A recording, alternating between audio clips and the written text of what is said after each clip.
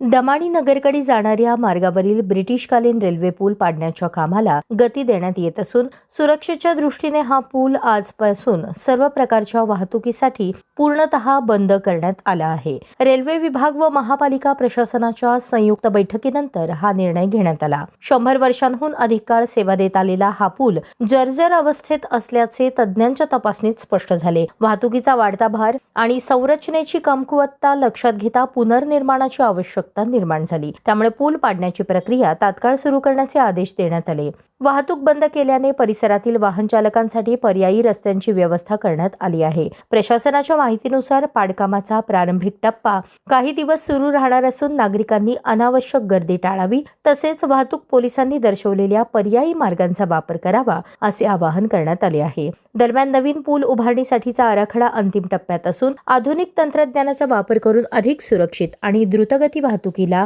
सहाय्यक असे बांधकाम करण्यात येणार असल्याची माहिती संबंधित अधिकाऱ्यांनी दिली।